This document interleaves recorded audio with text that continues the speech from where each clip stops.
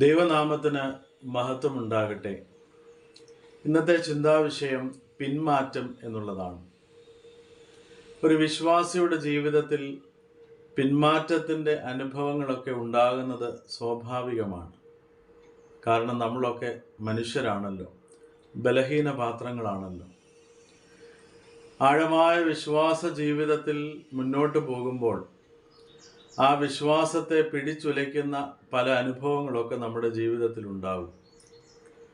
ഒരുപക്ഷെ വലിയ ദുരന്തങ്ങൾ, മരണങ്ങൾ, രോഗങ്ങൾ, മറ്റ് പ്രതിസന്ധികളൊക്കെ ജീവിതത്തിൽ ഉണ്ടാകുമ്പോൾ ഇങ്ങനെയൊരു ദൈവമുണ്ടോ, എൻ്റെ ദൈവം എന്നെ കേൾക്കുന്നുണ്ടോ, ഞാൻ ഇത്രയൊക്കെ വിശ്വാസത്തിൽ നിന്നിട്ടും എന്തുകൊണ്ടാണ് എനിക്കിങ്ങനെയൊക്കെ സംഭവിച്ചത്, എനിക്ക് ഈ ദൈവത്തെ വേണ്ട, ഈ വിശ്വാസം വേണ്ട എന്നൊക്കെ പറഞ്ഞ് വിശ്വാസത്തെ ത്യജിക്കുവാനും ദൈവത്തോട് പിറുപിറുപ്പിൻ്റെ അനുഭവത്തിലാകുവാനും ഇടയാകുന്നത് ചിലരുടെയെങ്കിലും ജീവിതത്തിൽ അങ്ങനെയൊക്കെ സംഭവിക്കാറുണ്ട്. മറ്റു ചിലർക്ക് സമ്പത്തും അധികാരവും മറ്റ് സ്ഥാനമാനങ്ങളും അല്ലെങ്കിൽ ഈ ലോകത്തിൻ്റെ സുഖ സന്തോഷങ്ങളൊക്കെ വിശ്വാസ ജീവിതത്തിൽ പിന്നോട്ട് വലിക്കുന്ന അനുഭവങ്ങളായി തീരാറുണ്ട്. മറ്റു കാര്യങ്ങൾക്കൊക്കെ പ്രാധാന്യം കൊടുക്കുമ്പോൾ വിശ്വാസത്തെ ത്യജിക്കുന്ന അനുഭവം ഉണ്ടാകാറുണ്ട്.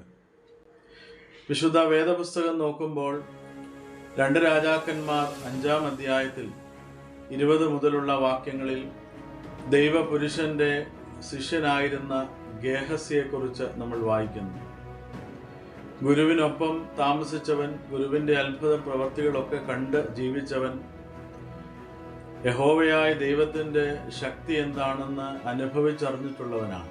എന്നാൽ സമ്പത്തും ധനവും അവൻ്റെ വിശ്വാസ ജീവിതത്തെ പിന്നോട്ട് വലിക്കുന്നതായിട്ട് കാണുന്നു.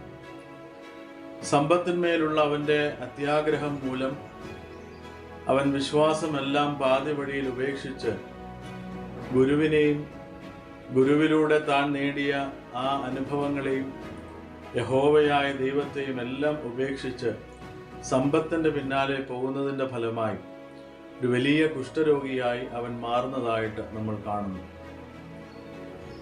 മത്തായി എഴുതിയ സുവിശേഷം 15-ാം അധ്യായത്തിൻ്റെ 21 മുതലുള്ള വാക്യങ്ങൾ വായിക്കുമ്പോൾ അവിടെ ഒരു കനാന്യ സ്ത്രീയെക്കുറിച്ച് നമ്മൾ വായിക്കുന്നു. ഈ ദിവസങ്ങളിലൊക്കെ നമ്മൾ ധ്യാനിച്ചതാണല്ലോ. യേശുവിൻ്റെ അടുക്കൽ വന്ന് തൻ്റെ മകളുടെ ഭൂതോപദ്രവം മാറണം എന്നുള്ള ആഗ്രഹത്തോടെ യേശുവിനോട് അപേക്ഷിക്കുന്ന ആ സ്ത്രീ. എന്നാൽ അവൾക്ക് യേശുവിൻ്റെ അടുക്കൽ വരുന്നതിന് ധാരാളം തടസ്സങ്ങൾ ഉണ്ടായിരുന്നു. മതത്തിൻ്റെയും സമൂഹത്തിൻ്റെയും മറ്റ് പല തടസ്സങ്ങൾ അവളെ അതിൽ നിന്നൊക്കെ പിന്തിരിപ്പിക്കാവുന്ന അനുഭവങ്ങളാകാമായിരുന്നു. എന്നാൽ ആ തടസ്സങ്ങളെയെല്ലാം അതിജീവിച്ച് അവൾ യേശുവിൻ്റെ അടുക്കൽ എത്തിച്ചേരുകയാണ്. യേശുവിൻ്റെ അടുക്കൽ എത്തുമ്പോഴോ അവൾ പ്രതീക്ഷിച്ച ഒരു മറുപടിയല്ല യേശുവിൻ്റെ പക്കൽ നിന്ന് ലഭിക്കുന്നത്. നമ്മുടെയൊക്കെ ജീവിതത്തിലും പലപ്പോഴും വലിയ പ്രതിസന്ധികളൊക്കെ ജീവിതത്തിൽ ഉണ്ടാകുമ്പോൾ നാം പ്രതീക്ഷിക്കുന്ന മറുപടികളൊന്നും നമ്മുടെ പ്രാർത്ഥനയ്ക്ക് ലഭിക്കാതെ വരുമ്പോൾ വിശ്വാസത്തിൽ നിന്ന് പിന്നോട്ട് പോകുവാൻ ചിലപ്പോഴെങ്കിലും ഇടയായിത്തീരും.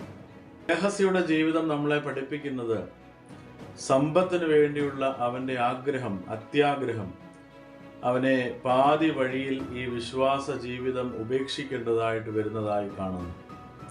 എന്നാൽ കനാന്യ സ്ത്രീയുടെ ജീവിതം നമ്മളെ പഠിപ്പിക്കുന്നത് ജീവിതത്തിൽ പ്രതീക്ഷിക്കാത്ത എന്തെല്ലാം അനുഭവങ്ങൾ ഉണ്ടായാലും, പ്രതിസന്ധികൾ വന്നാലും, ഒട്ടും പ്രതീക്ഷിക്കാത്ത ഉത്തരങ്ങളൊക്കെ ലഭിച്ചാലും അതൊന്നും അവളുടെ വിശ്വാസത്തെ പിടിച്ചുലയ്ക്കുന്നില്ല.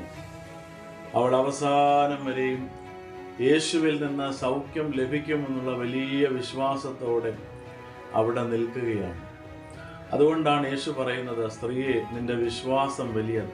അവസാന ശ്വാസം വരെയും ഈ വിശ്വാസത്തിൽ നിന്ന് പിന്നോട്ട് പോകാതെ കൂടുതൽ കൂടുതൽ തീക്ഷ്ണതയോടെ മുന്നോട്ട് പോകുവാൻ ഈ നാളുകളിൽ ദൈവം നമ്മെ സഹായിക്കട്ടെ എന്ന് പ്രാർത്ഥിക്കുന്നു. ദൈവം നമ്മെ അനുഗ്രഹിക്കട്ടെ.